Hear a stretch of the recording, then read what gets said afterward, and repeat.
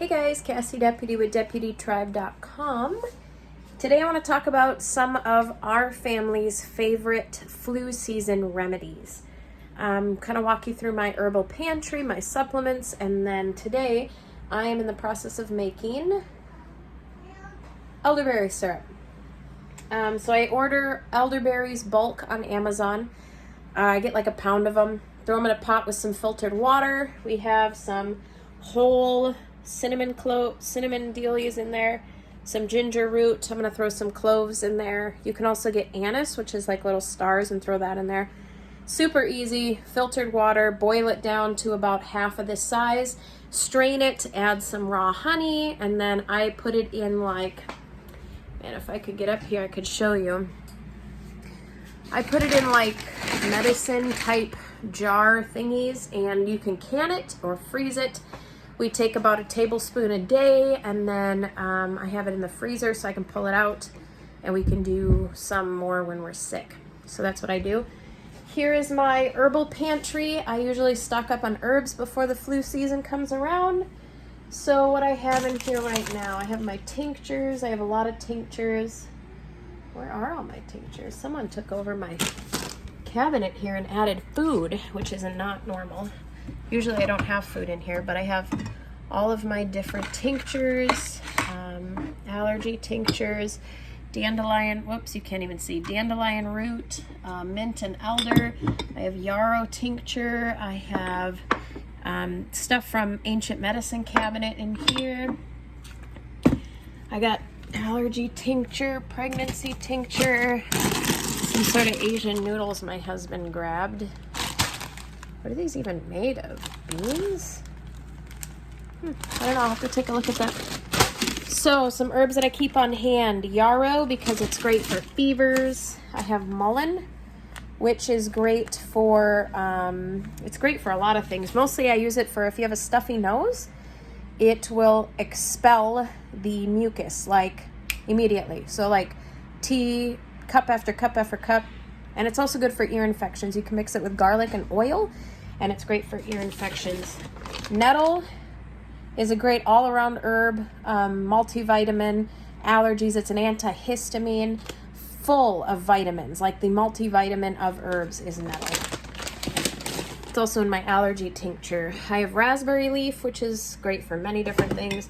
Lemon balm, which I usually mix with, it's in the mint family, so it's really good for when you get sick. And it's just an uplifting, light, refreshing herb. Let's see, I have a slippery elm bark powder.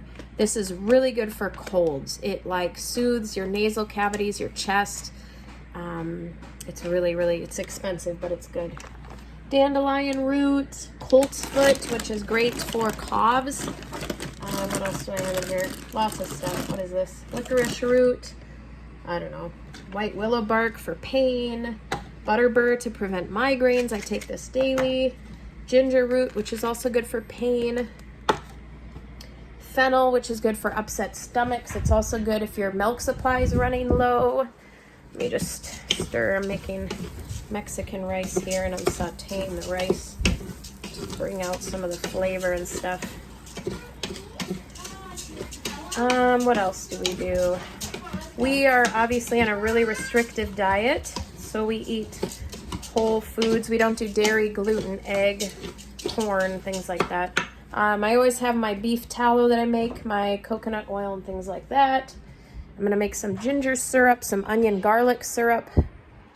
My kids take vitamin C. I got these ones from Trader's. They're chewable. Hey, love. No, you already had one today.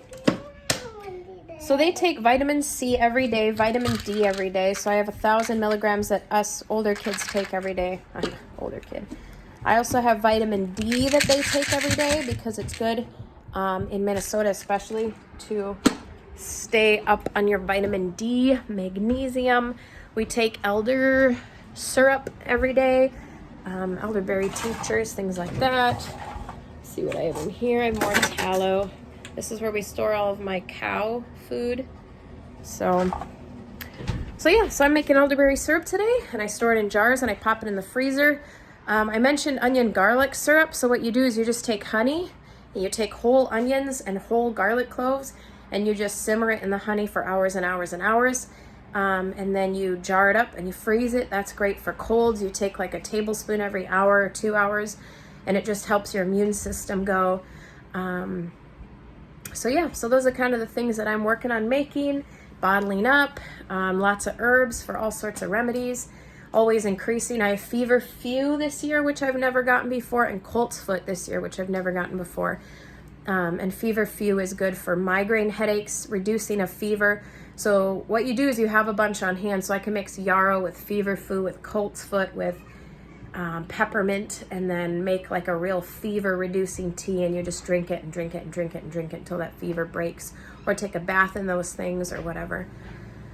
So just build up your remedy. I have a feeling that this flu season is going to be nasty, you guys, because we have destroyed all the good microbes and good germs in our environment, sanitizing everything, and people have been masked and not touching people or things all summer, so people's immune systems are going to be shot, and we're going to have these super bugs coming up, and I think it's just going to be a really nasty flu season. So trying to prepare my family with remedies that we can have on hand, and trying to make sure that we're cleaning up our diet and making sure that we have fermented foods and bone broth and all these things accessible, eating on a regular basis.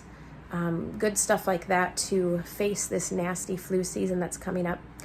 So hopefully I'll do some more videos on those types of things also in the near future. Thanks. Bye.